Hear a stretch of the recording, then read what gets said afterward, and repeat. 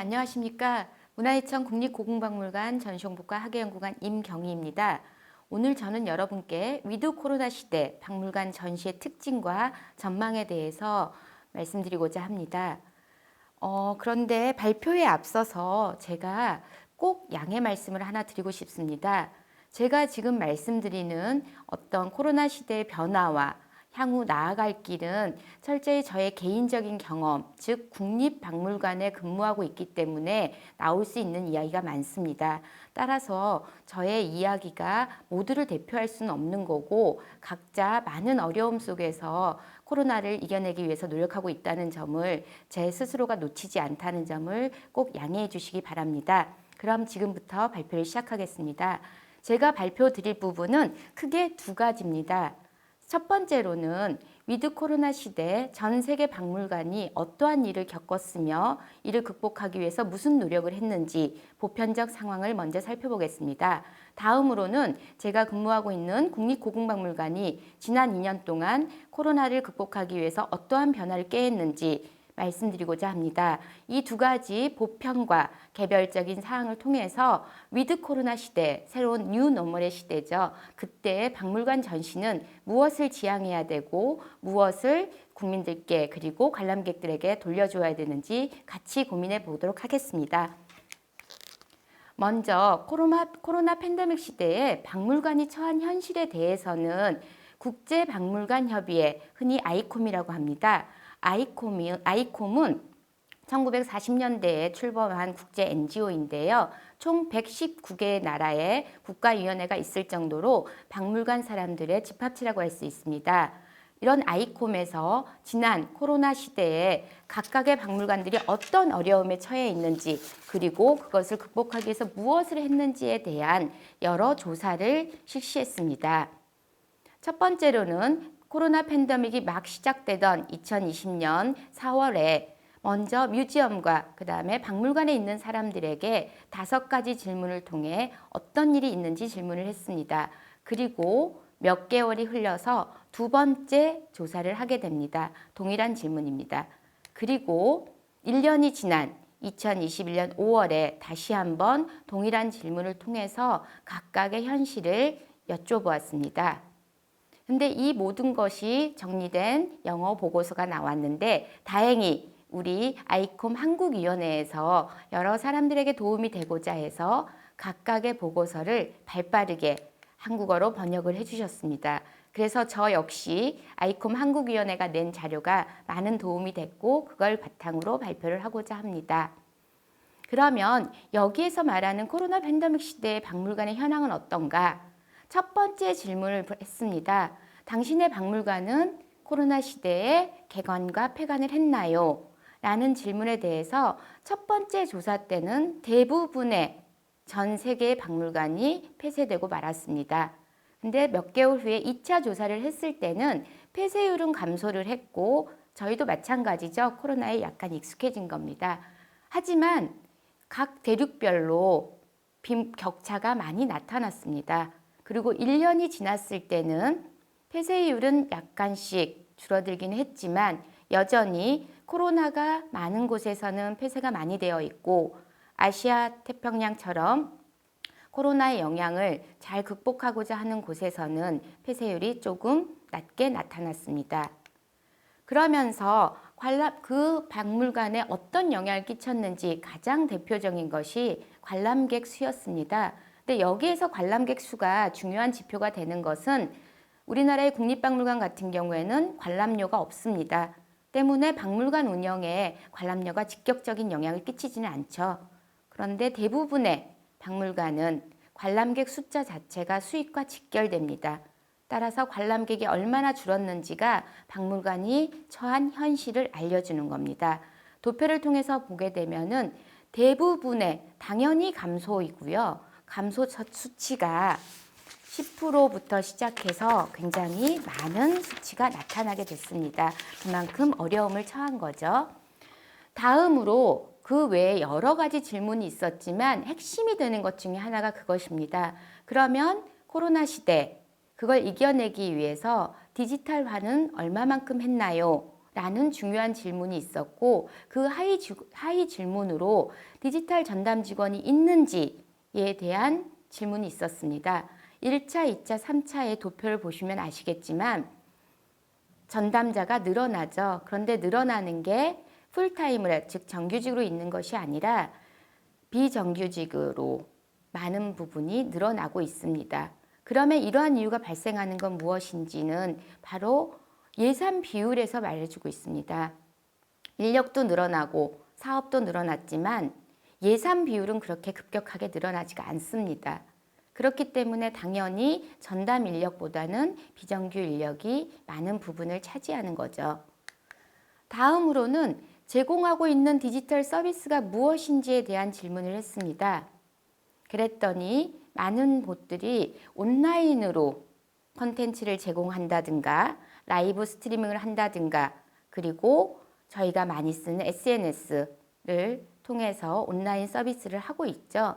그것이 1차 조사, 2차 조사, 3차 조사가 나타나고 있습니다. 상세한 수치는 자료를 통해서 확인하실 수 있겠지만 전반적인 흐름을 말씀을 드리자면 중요한 건 SNS에 대해서는 대륙에 상관없이 모든 박물관마다 활용도를 많이 높입니다. 이건 예산이 가장 적게 들기 때문이죠. 그런데 예산이 많이 수반되는 온라인 전시 같은 경우에는 대형의 박물관 그리고 예산이 풍부한 곳 위주로 돌아가게 되는 겁니다. 똑같은 상황 속에서도 박물관이 가지고 있는 재정적 안정성이 영향을 끼쳤음을 확인할 수 있습니다. 그리고 나서는 디지털 활동을 고려하고 있는지에 대한 질문을 했을 때 2차 조사 때는 고려하고 있다라고 대답들을 다 했죠. 그래서 3차에서는 실질적으로 하고 있는지를 물었습니다. 역시 이때도 하고 있는 곳과 예정하고 있는 곳, 즉 시도는 하겠다 하는 의도는 많이 밝히지만 실제적으로 직접 하고 있는 것보다는 예정하고 있다는 부분이 더 많습니다. 이것이 얘기하는 것은 그만큼 코로나 팬데믹 시대에 변화에 대응하고자 노력을 했지만 각 박물관의 사정에 따라서 인력이라든가 예산이라든가 그리고 인프라에 따라서 차이가 나타났다는 것을 저희가 알 수 있습니다. 자, 이제까지는 아이콤, 즉 국제박물관협의회에서 조사한 걸 통해서 전 세계가 코로나 팬데믹으로 박물관 역시 많은 어려움을 겪고 있다는 것을 보았습니다. 그럼 이제 시야를 조금 더 좁혀서 들여다보기를 해보도록 하겠습니다. 바로 2020년부터 21년까지 제가 근무하고 있는 국립고궁박물관은 어떤 상황이었는지 말씀드리고자 합니다. 박물관은 보통 유물과 유물에 대한 수집, 보존, 관리, 그리고 그거에 대한 전시, 교육 이런 거를 모두 다 가지고 있습니다. 그래서 박물관은 유물과 전시가 중요하다고 하는데 실제 박물관의 주인은 이번에 코로나 팬데믹을 통해서 매우 많이 느낀 게 있습니다. 박물관이 유물도 있고 전시가 있다 해도 관람객이 없으면 박물관이 참 어렵습니다. 그런데 초반에도 말씀드렸지만 저희처럼 입장료가 운영의 중심이 되지 않는 국립기관 같은 경우에는 이게 경제적 타격, 즉 일자리까지 영향을 끼치지는 않습니다. 그런데 일자리에 직접 영향을 끼치는 곳도 있겠죠. 그럼에도 불구하고 일단은 제가 저의 경험을 바탕으로 말씀을 드리겠습니다. 2020년부터 2021년 국립고궁박물관은 코로나19 확산 단계에 따라서 휴관과 재개관을 반복했습니다. 2020년에는 코로나가 2월 말에 좀 힘들어지기 시작하죠. 그래서 2월에서 5월에 휴관을 했고 잠깐 문을 열었다가 여름철에 또 다시 휴관, 그리고 가을철 오면서 휴관, 그리고는 말에 2020년 말에 휴관을 해서 2021년 1월 중순 1월 18일까지입니다. 휴관을 계속 열었다 닫았다를 반복합니다. 이러면서 관람객 역시 줄어들 수밖에 없었습니다. 저희가 2019년까지는 연간 100만 명 정도가 찾는 박물관이거든요. 근데 2020년에는 16만 명, 18% 정도밖에 관람객이 찾지 않으셨습니다. 2021년에는 휴가는 없었지만 1월 아주 초반을 빼고는 이제 이때부터는 관람객 수를 통제를 하기 시작했습니다. 오는 대로 다 받는 게 아니라 원래 오던 그 비율에 따라서 일일 몇 명까지만 입장이 가능하거든요. 저희 박물관은 일일 630명까지 가능한 곳입니다.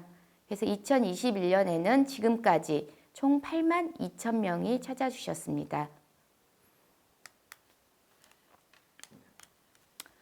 그렇지만 저희는 박물관이 휴관과 개관을 반복하고 찾아오시는 분들이 줄어들었다 하더라도 대부분의 박물관 마찬가지일 겁니다.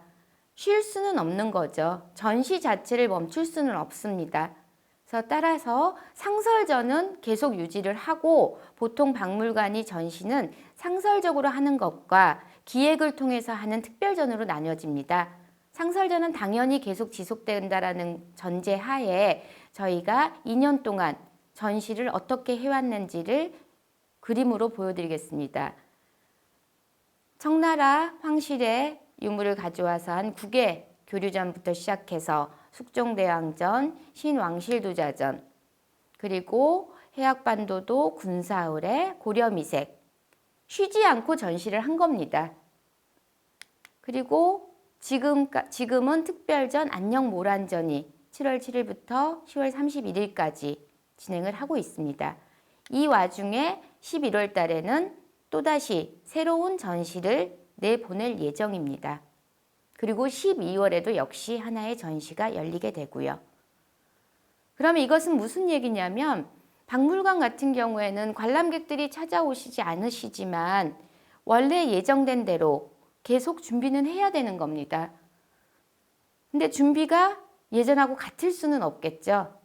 당연히 그 안에서 변화된 준비가 있어 왔습니다. 그래서 변화 상황에 대해서 말씀을 드리지만 그 전에 다시 한번 이걸 화면을 좀 자료를 보도록 하겠습니다.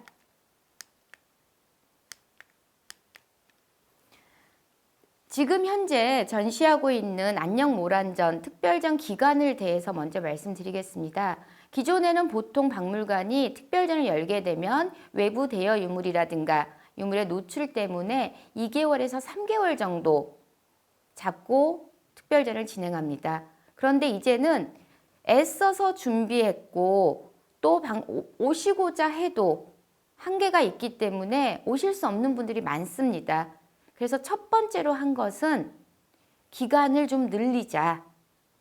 근데 기간을 늘린다라는 것은 수반되는 것이 아주 많습니다. 첫 번째 유물의 안전입니다. 해화류 유물 같은 경우에는 노출되는 것이 길어질수록 좋지 않거든요. 그러면 이 길어진 걸 어떻게 극복해야 되느냐? 결국 유물을 교체를 해야 되는 겁니다. 중간에 한 번씩. 그러면 교체에는 단순히 사람 힘만이 아니라 수반되는 예산이 있습니다. 그러니까 계속 말씀드리지만 저희가 이렇게 기간을 늘릴 수 있었던 거는 국립기관이 갖고 있는 재정적 안정성이 뒷받침이 돼야 됐던 거죠. 즉, 그 전시 기간을 늘리는 거 하나도. 자, 이제는 인사동 출토유물 공개전을 11월 3일 날 저희가 개막을 합니다. 이 전시 같은 경우에는 예정되어 있지 않았었습니다. 원래 연초 계획에는. 그런데 올해 6월에 인사동에서 조선시대 과학문화를 알려줄 수 있는 너무 좋은 유물이 나왔거든요. 근데 그 유물은 향후에 보존 처리를 위해서 조만간 실험실에 들어가야 되고, 근데 중요한 유물이기 때문에 국민들에게는 알려드려야 돼. 빨리 공개를 할 필요는 있었습니다. 국립박물관이니까 이것도 역시 가능한 거거든요. 예정되지 않았던 것까지도 준비할 수 있었던 것. 하지만 누차 말씀드리지만 재정적인 어려움을 겪고 있는 관람객이 오지 않으면은 운영이 되지 않는 박물관 같은 경우에는 이런 시도가 얼마나 어렵겠습니까? 있는 것도 유지를 못했던 거죠.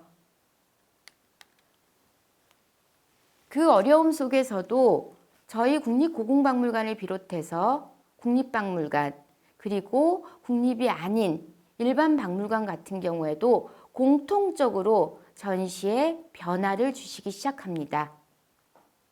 첫 번째는 디지털이라고 하지만 결국은 대면으로 사람이 직접 와서 보지 못하면 온라인이라고 하는 가상의 공간에 그리고 집에서도 전시를 볼 수 있는 온라인 콘텐츠는 무궁무진하게 관람객들이 쉽게 보실 수 있을 거라는 판단하에 모든 전시에 온라인 콘텐츠는 이제 더 이상 선택이 아닌 필수가 됐습니다. 그래서 이에 관련돼서 예산도 더 투자하고 저희 박물관도 마찬가지지만 기존에 없던 전담 인력을 새로 채용하기도 하고 그리고 발달된 기술도 계속 받아들이고 이런 온라인 콘텐츠에 대한 굉장히 많은 제공을 하게 됩니다. 화면에 보이는 자료를 보면 지금 안녕모란이라고 하는 하나의 전시에 나간 온라인 콘텐츠들입니다. 전시 해설 영상도 제공하고 박물관 전시실에 있는 영상도 별도로 제공을 하고 느낌도 전달하기 위해서 새로운 컨셉을 가지고 영상을 만들어서 제공하기도 했습니다. 온라인 콘텐츠가 선택이 아니라는 것은 하나의 전시만 통해서도 알 수가 있는 거죠. 다음으로는 신왕실 도자전 같은 경우입니다. 안녕모란전 같은 경우에는 다행히 박물관이 휴관을 하지 않은 기간에 계속 유지가 됐었습니다. 그런데 신왕실 도자전은 개막을 하자마자 불과 한 달이 안 돼서 박물관 휴관을 했어야 됐습니다. 그래서 전시 규모는 같지만 온라인 콘텐츠는 더 많이 제공을 해드려야 되는 거죠. 계속해서 이런 전시가 있습니다. 집에서도 편하게 보십시오. 그리고 나중에 이걸 느끼시면 다른 전시도 보러 오십시오. 라고 말씀을 드려야 되는 거죠. 그리고 기존의 온라인 콘텐츠가 해설만 했었던 거라면 이제는 해설만이 아니라 느낌도 충분히 전달을 해드려야 되는 겁니다. 자, 두 번째, 코로나가 불러온 전시 변화는 온라인 콘텐츠가 선택이 아니라 필수라는 걸 말씀드렸고요. 두 번째로는 온라인 콘텐츠도 기존의 것을 답습해서는 안 된다라는 겁니다. 저희 박물관 같은 경우는 상설전에 대해서 VR을 이미 오래전부터 제공을 했었습니다. 근데 이제 특별전 같은 경우에도 기존에는 특별전은 VR을 제공을 안 했었거든요. 근데 이제는 VR도 제공을 해드려야만 하는 겁니다. 왜? 올 수 없기 때문에. 그리고 단순한 영상이 아니라 VR 같은 경우에는 조금 더 다양한 방향에서 마치 거기에 있는 것처럼 가상현실이라는 것을 느끼게 해드리는 거죠.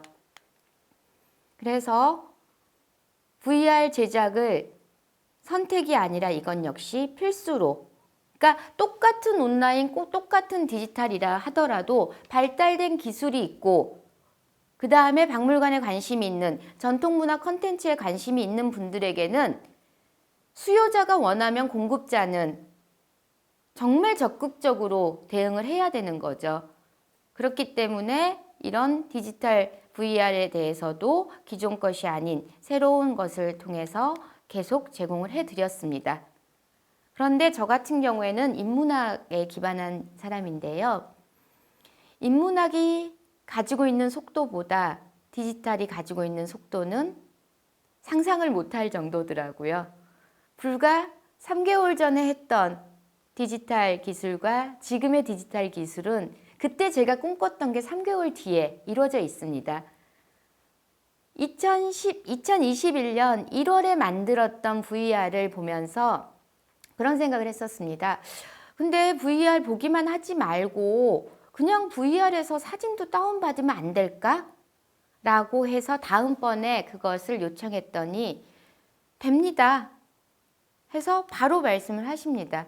그러니까 똑같은 VR 하나를 해도 지금 이 상태에 머물러 있지 않는 거죠. 또 다른 디지털 기술이 들어가야 되는 겁니다. 그래서 하반기 특별전 안녕모란전에는 여기에 하나를 더 심습니다. 기존에는 똑같이 둘러봤는데 이제는 누르면 여기에 있는 자료를 자연스럽게 볼 수 있는 것까지는 했었는데 우리 박물관이 저작권을 가지고 있는 그리고 이미지 제공을 할 수 있는 권한이 있는 것은 여기에서 무작위로 다운받을 수 있도록 제공을 해드렸습니다. 그럼 이거는 단순히 우리 전시를 더 잘 보여주기 위한 것 거기까지만이 아니라 하나를 더 생각했습니다. 디지털 콘텐츠가 우리가 필요하다면 다른 곳도 역시 필요하다. 즉 박물관이 아닌 작게는 디자인을 하시는 분들도 있을 것이고 문화상품을 만드는 분들도 있을 것이고 이걸 통해서 새로운 프로그램을 개발하는 분도 있을 겁니다. 그러면 VR 하나만 보면 거기에서 이미지도 자연스럽게 다운받고 전통문화 콘텐츠가 더 많이 자유롭게 유통될 수 있는 방법이겠다 싶더라고요. 그래서 모든 자료를 원래는 이런 자료가 이렇게 한번 딱 보이고 나면 박물관에 콘텐츠를 요청하면 다시 드리는 그런 스텝을 밟았어야 됐거든요. 그런데 이제는 전시 하나에 그 이미지까지도 모두 다 제공하는 기술도 받아들이고 그 다음에 제공하는 콘텐츠 질도 높이고 양도 늘려야 된다라는 그런 생각을 했습니다.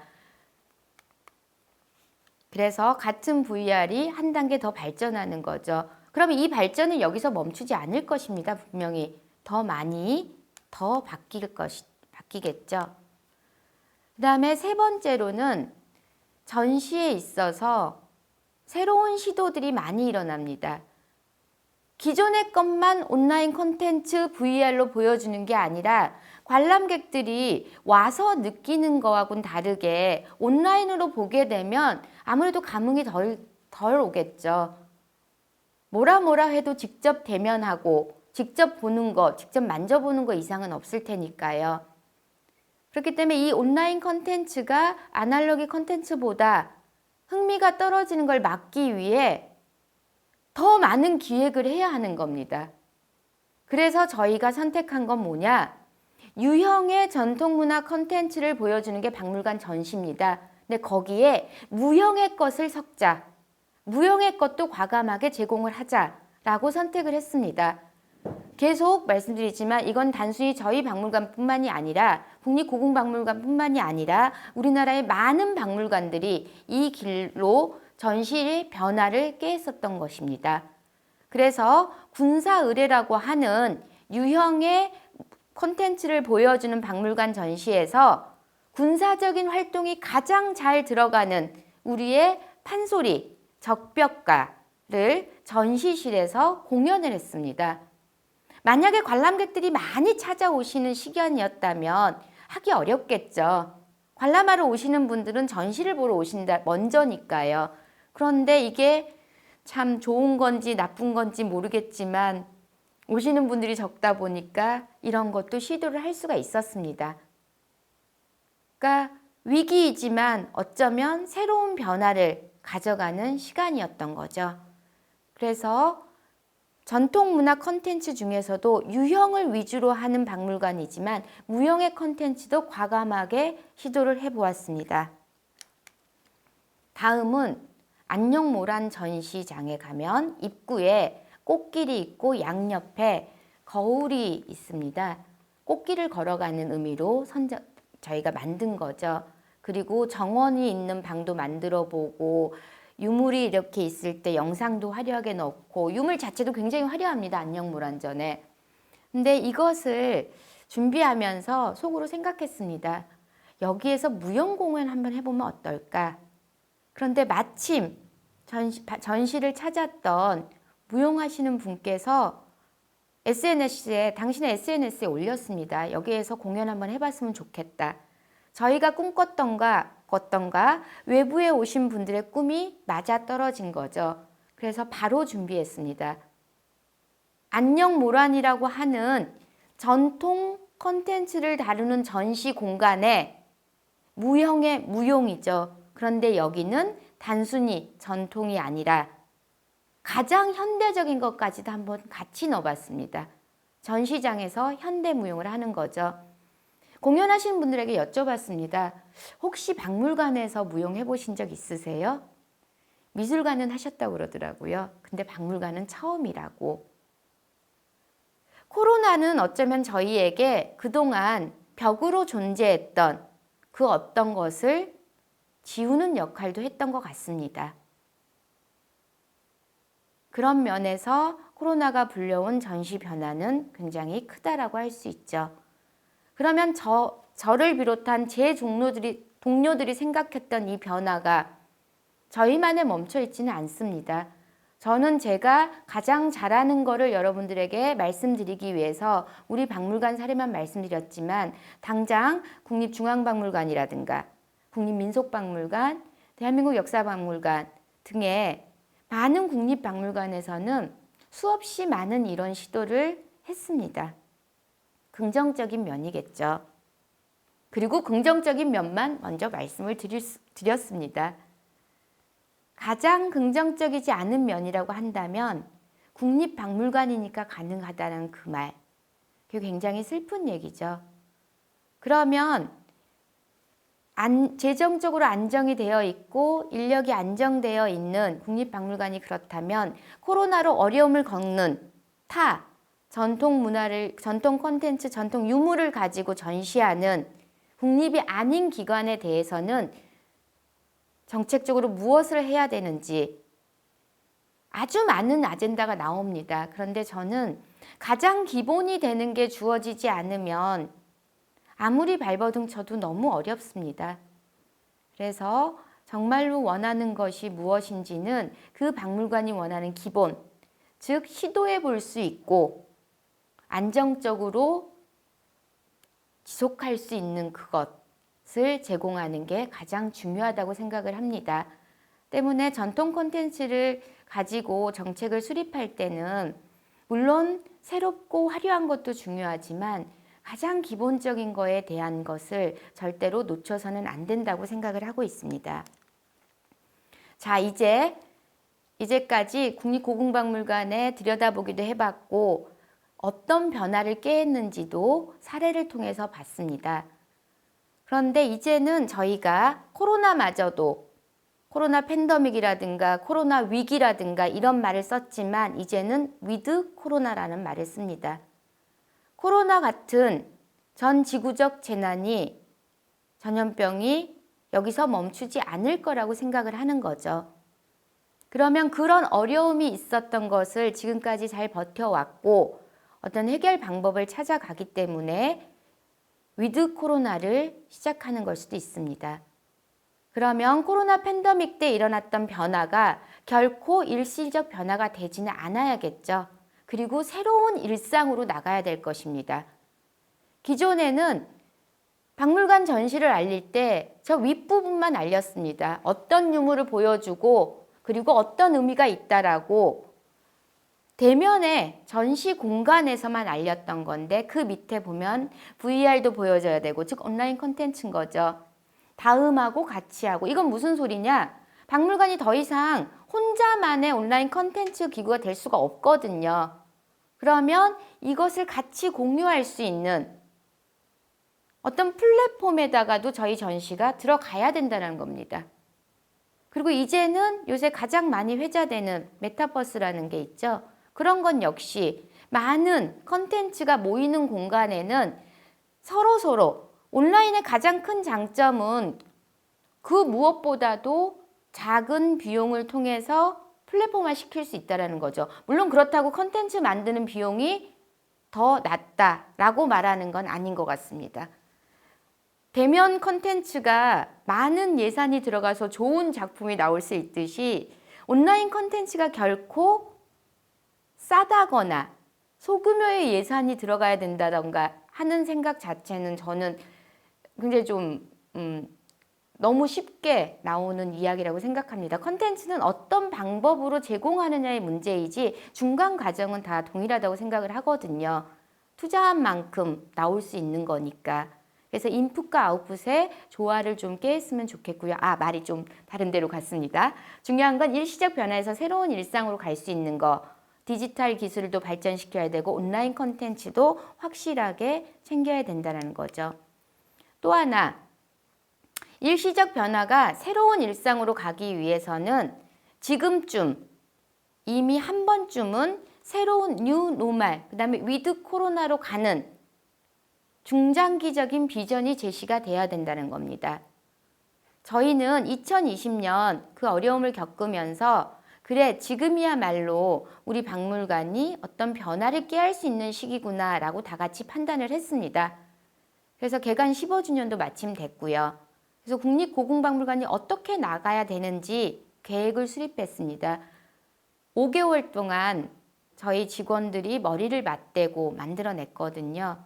그럼 이게 얼마나 실효성이 있느냐라고 말하기 전에 일단 이 새로움을 찾아가는 과정이 굉장히 소중했고 아마 대부분의 박물관 역시 마찬가지일 겁니다. 일시적 변화에 머물면 새로운 어려움이 왔을 때는 나아가지 못할 거라는 위기의식을 많이 느끼셨습니다. 그래서 각각이 어떻게 나아갈 것이다 라고 만들었죠. 자, 그러면 우리의 입장과 다른 데는 어떨까? 제가 첫 시작을 아이콤의 조사 보고서로 시작을 했습니다. 그래서 개별적으로 우리 박물관을 봤고 모든 박물관 역시 향후에 어떻게 나가야 될지는 이 조사 보고서를 통해서 즉 일시적 변화가 아닌 새로운 일상에서 필요한 것이 무엇인지 많은 분들이 답을 했습니다. 결국은 온라인화는 벗어날 수 없는 것이지만 그 컨텐츠를 유지시키는 인력이라든가 그 다음에 예산의 부족을 막을 수 있고 재정의 어려움을 타개하기 위해서 새로운 수익 창출을 만들어가고 해야 된다라는 조사 결과가 있습니다. 그러니까 저희가 이 결과를 보고 만든 것이 아님에도 불구하고 거의 내용이 비슷하거든요. 그것은 위기에 대한 공동의 위기의식일 거고 나아가는 방향이 거의 비슷하게 간다라고 할 수 있을 것 같습니다. 자, 여기까지 이제 새로운 변화가 새로운 일상이 되어야 된다라고 말씀을 드렸고 마지막으로는 그렇다면 위드 코로나 시대에 박물관 전시가 무엇을 가야 될 것인가 제 나름대로 말씀을 드리고자 합니다. 핵심은 박물관은 이제 허브가 되어야 된다고 생각을 합니다. 유형의 유물, 그리고 보여주기, 그리고 우리 박물관, 우리 관람객, 한국의 박물관, 여기에서는 코로나를 통해서 지구가 얼마나 같이 연결되어 있는지 저희 모두가 느꼈습니다. 마찬가지입니다. 박물관이 전통의 유형의 것에 머무는 것이 아니라 박물관 전시를 통해서 무형의 것도 들어와야 되고 자연적인 것도 들어와줘야 되고 왜냐하면 유형과 무형이라고 했을 때는 어떤 인간 문명만으로 얘기를 하니까요. 문화적인 것만. 근데 그게 아니라 문화적인 것도 있어야 되고 자연적인 것도 박물관으로 들어와야 됩니다. 박물관은 그 어떤 문화기관보다도 굉장히 좋은 인프라를 가지고 있는 곳이거든요. 그곳이 바로 필요하다면 공간을 제공하는 허브가 되어야 되고 필요하다면 무형과 유형이 만나는 허브가 되어야 되고 또한 전통과 현대가 만나는 허브가 되어야 된다고 생각을 합니다. 아마 박물관에 계신 분들은 이 얘기 들으시면 정말 가고 싶어 하는 길이시라고 다 같이 동의하실 겁니다. 그런데 이 허브를 만드는 방법은 결국은 새로움. 지금 현재 상황에서 기존의 방법이 아닌 온라인이라든가 디지털이라든가 그리고 저희가 모르는 또 다른 방법이 있을 것입니다. 그거에 대해서 두려워하지 않고 굉장히 적극적으로 나설 필요가 있을 거라고 생각을 하고 또한 이 새로움 속에서는 반드시 기존의 박물관에 있는 사람들 그리고 박물관에 관심을 가진 사람들의 틀을 좀 더 넓혀야 된다고 생각을 합니다. 그게 바로 뭐냐면 지역사회하고 조금 더 가까이 가고 박물관에 오시는 분들이 관심을 갖는 분들이 더 많아지도록 사람이 들어와야지 새로운 것이 들어간다고 생각을 하거든요. 그래서 허브가 되어야 되는데 새로운 허브가 됐으면 좋겠다라고 생각을 하고 그러면 이걸 만들어내는 방법은 무엇인가? 결국은 함께하기라고 생각을 합니다. 박물관들이 서로 함께하고 다른 분야하고도 협력할 수 있고 서로가 연결되어 있다라는 네트워킹을 항상 인지하고 네트워킹의 방법을 통해서 나아가야지만 새로운 허브, 새로운 박물관이 될 것이라고 생각을 합니다. 물론 제가 이렇게 말씀드리는 것은 이런 기회가 있기 때문에 말씀을 드리는 거지만 어렵다라는 건 알고 있습니다. 그런데 어려움이 있다 함에도 불구하고 지향점을 이렇게 한번 잡고 가보면 어떨까라고 생각을 해서 감히 말씀을 드렸습니다. 자, 이제까지 그동안 세계박물관이 코로나 팬데믹 때 어떤 일을 겪었는지 그리고 제가 근무하고 있는 국립고궁박물관은 이에 대해서 어떻게 변화를 꾀했는지 개별과 보편적인 이야기를 했고요. 그 다음에 이 변화가 계속 이어지기 위해서 무엇을 준비해야 되는지를 말씀드렸고 마지막으로는 박물관 전시를 어떻게 나가야 되는지 어쩌면 제 꿈일 수도 있는 거를 같이 말씀을 드렸습니다. 들려주셔서 감사합니다.